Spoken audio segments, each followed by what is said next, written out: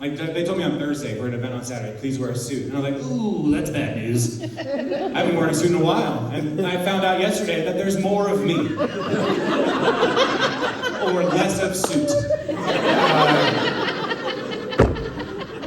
So I do need to get better. Another wake-up call. I recently straightened my shoulder, putting on my jeans. In my defense, though, they were right out of the dryer. Right? The dryer jeans are so tempting because they're so warm and comforting, like a hug from your mom, right? But also so judgmental, like a hug from your mom. So, I am married. Any married folks here? Yeah, being married is the best. Married my high school sweetheart. Yeah, we met when we were in high school. I was in an Easter play at our church. I was Pharisee number 2. It was a load-bearing role in the Easter play. I said, "That's preposterous." It was good. It was a victor, right? And I was the victor that night because I met my wife. And it was great.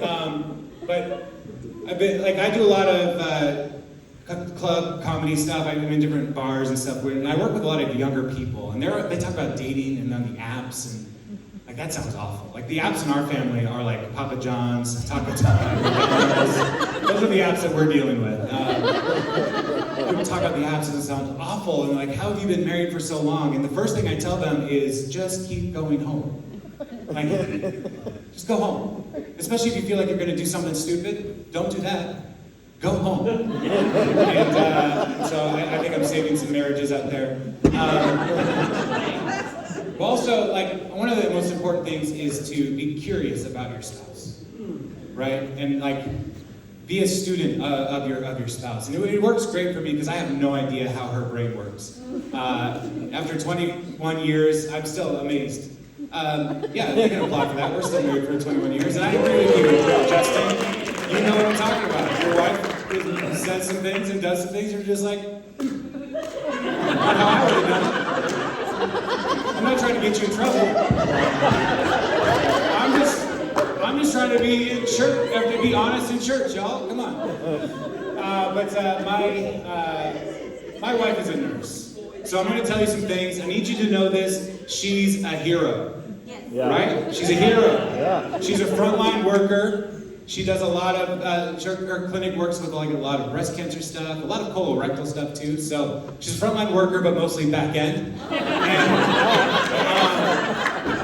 And so my wife, the nurse, she, at our house, we have, I'm the opening shift at our house. I get the coffee going, I feed the dogs, I get everything going in the house.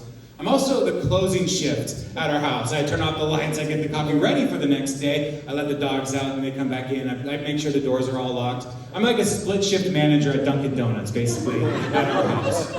And so one night, it was taking me a little longer to close up the house, and we have a 70-pound golden retriever. Her name is Maggie. She is dumb.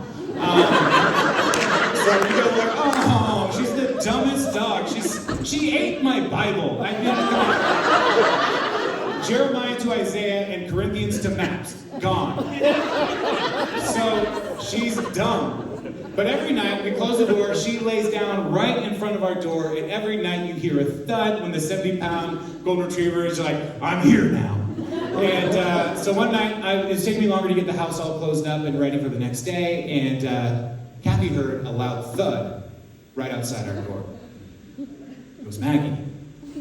Kathy thought it was me. She thought I was dead.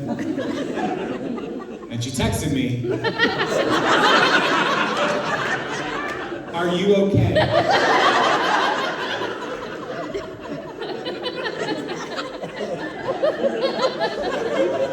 My wife, the nurse, the one person in our house who could have saved my life, was already in the blankets. You okay? And I saw that when I got to our room. I plugged in my phone to charge overnight. And I was like, why did you text me? And she didn't have to tell me. Oh, I heard a thud. I thought you were dead. She didn't have to tell me that.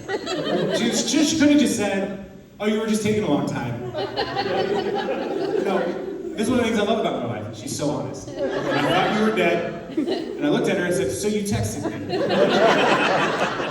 All right, that's cool. But we've been married for 21 years, and like I said earlier, she thinks she's gonna outlive me, which is probably true, and it's for the best. But it's probably true because her grandpa is 92 years old. He just recently got remarried. Yeah. And we went to the wedding. It was a wonderful affair. The cake was blended. The bridesmaids all had matching walkers. It was really great. But it led to an interesting conversation after when we got home, getting ready for bed.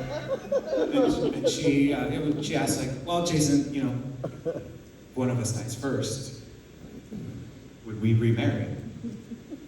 And all the men in this room know right away, that's a trap.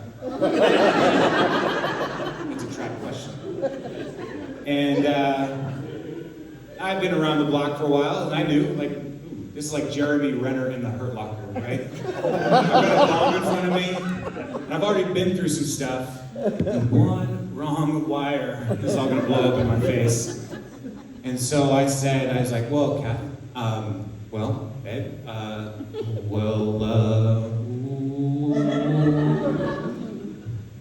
what do you want to do? Because I'm a leader.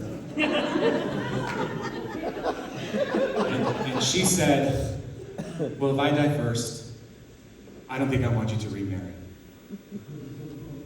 Which is like intense, right? But it also gives me parameters for the conversation. I know what to do now. And I said, well, babe, if I die first, I just want you to be happy. And she said, thanks. I will be. I love you. Good night.